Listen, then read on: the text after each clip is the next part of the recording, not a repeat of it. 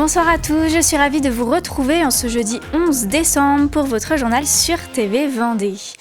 Parmi les titres développés ce soir, 8 ans d'instruction dans une vaste affaire de vol, de trafic et de revente de véhicules d'occasion en Vendée.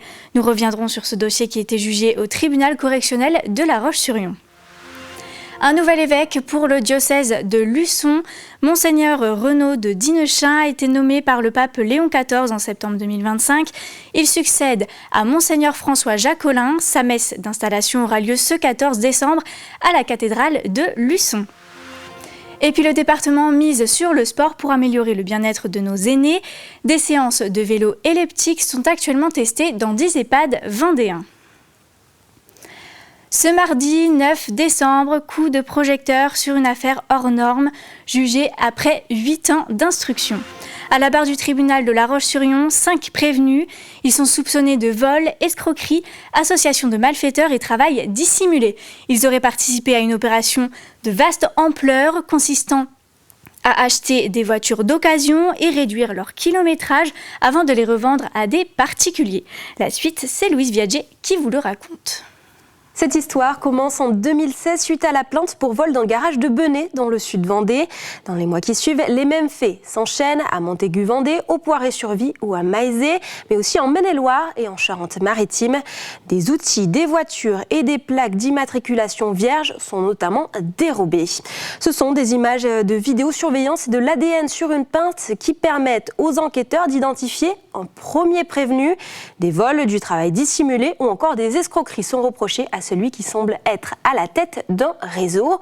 Aux côtés de cet homme, 4 autres prévenus se succèdent à la barre dans cette affaire.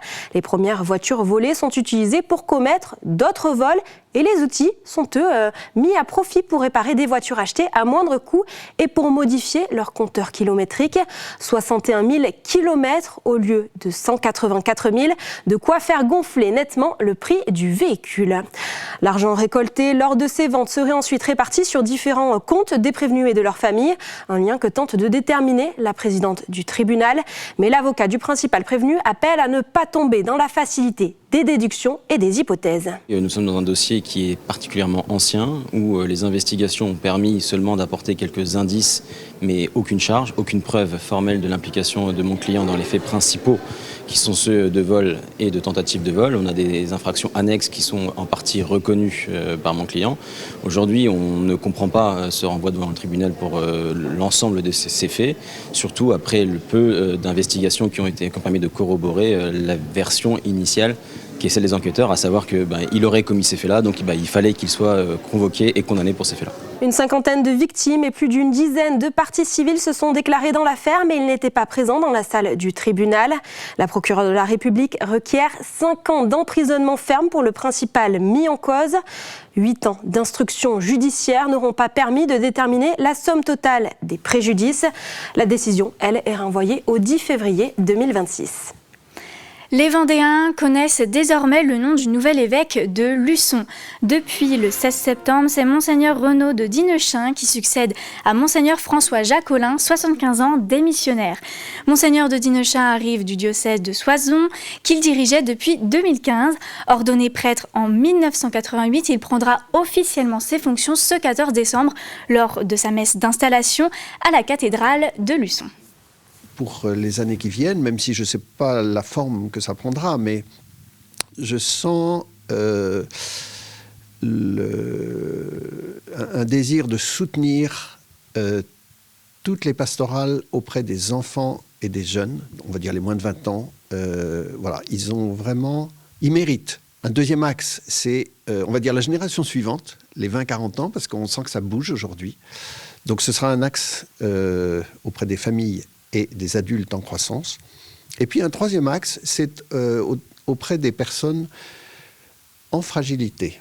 J'entends les personnes malades, les personnes handicapées, j'entends aussi les personnes âgées, les personnes migrantes, les personnes sans domicile, et je souhaite du coup pouvoir leur apporter le soutien que je pourrai.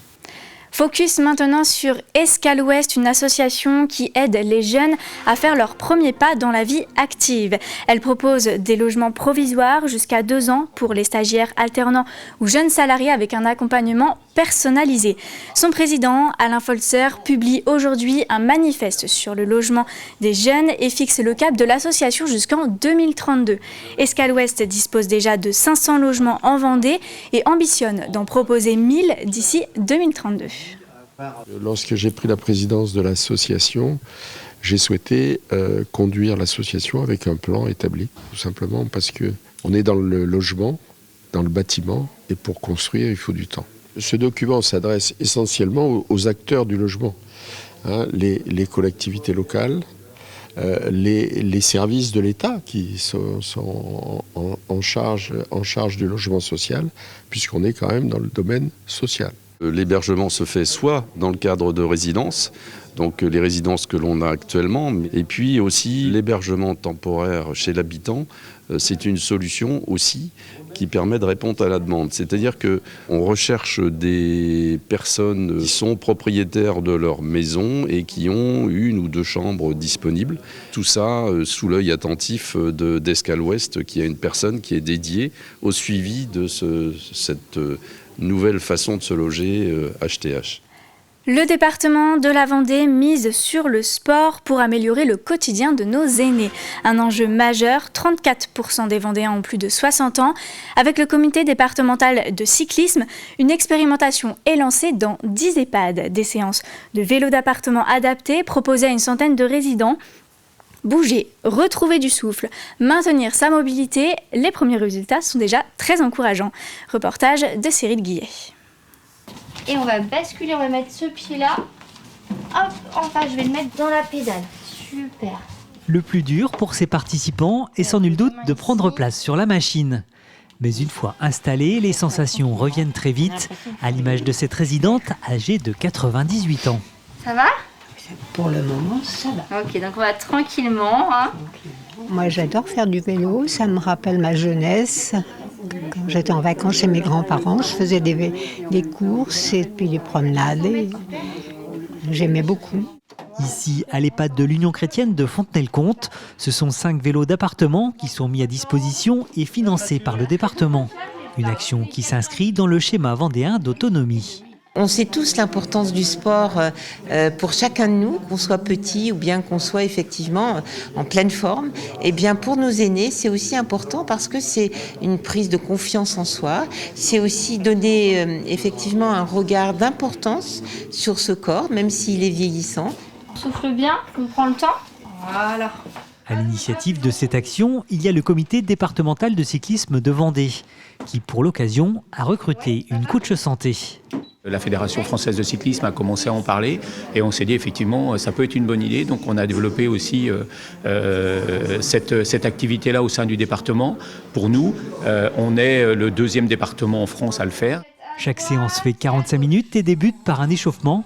Ensuite, la coach santé personnalise le programme selon les capacités de chacun.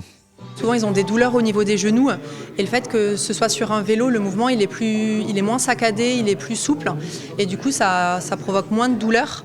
Et au niveau musculature, au niveau des cuisses et des jambes, des résidents qui disent je marche mieux, j'arrive à faire plus de kilomètres.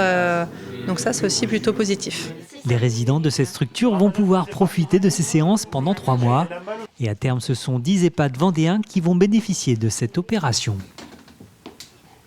Une opération qui verra le jour en 2026 dans des établissements d'Esnay, de Champ-Saint-Père ou encore de Noirmoutier et Saint-Jean-de-Mont. La billetterie des clubs vendéens pour la Coupe de France bat son plein. À Fontenay, les places pour affronter le PSG sont en vente depuis 15 heures avec déjà des files d'attente dès l'ouverture. Au Sable, les billets pour le match contre Rennes sont disponibles depuis hier sur le site du club. Et aux Herbiers, les Rouges et Noirs recevront Angesco le vendredi 19 décembre et la billetterie ouvre ce samedi à 10h en ligne, puis en prévente le 17 décembre au stade. Et on termine cette édition sur une touche de musique. La 3e édition du festival Ma Région Virtuose approche.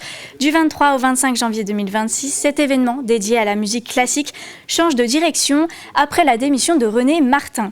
Au programme, 160 concerts et 45 minutes joués dans près de 80 lieux de la région, des écoles, des EHPAD, des salles de spectacle, mais aussi des villages grâce à 2 camions scènes itinérants. En Vendée, le festival fera étape à Bouin, Montchamp, Mervan ou encore La Garnache. La ligne directrice de ce festival depuis plusieurs années, c'est que ça soit à la fois accessible en termes de répertoire, accessible en termes de politique tarifaire, mais également accessible effectivement aux plus jeunes comme aux plus âgés, sans distinction d'origine et de lien social. L'important, c'est effectivement de donner un point d'entrée dans la musique classique, avec quand même une exigence artistique importante. Voilà. Premier contact avec la musique classique, mais premier contact avec des artistes importants et internationaux. On a voulu en fait amplifier ce qui fonctionne déjà très très bien, à savoir les concerts hors les murs. Donc comme je le disais tout à l'heure, on va avoir les concerts dans les salles conventionnelles historiques, salles de théâtre, etc. Mais c'est surtout d'amplifier sur l'itinérance, c'est-à-dire d'aller dans les villages. Donc on a doublé le nombre de camions, donc on en a 2 maintenant, un camion de 40 places, un camion de 90 places qui permettra d'accueillir donc 2 fois plus de public, et ce sur une 50aine de communes sur nos 5 départements. Mais on a voulu aller plus loin en allant dans les lycées. C'est une 20aine de lycées qui reçoivent les concerts de Ma Région Virtuose. Les billets seront proposés à un tarif accessible entre 2 et 12 €. Regardons à présent la météo de demain. Le temps sera nuageux sur l'ensemble de la Vendée. Les températures sont de 11 degrés sur la côte et entre 9 à 10 degrés dans les terres. Et c'est la fin de ce journal. Merci à tous de nous avoir suivis. Retrouvez l'actualité vendéenne dès demain matin, 7 h avec Florian Wozniak dans la matinale. En attendant, je vous souhaite une très belle soirée.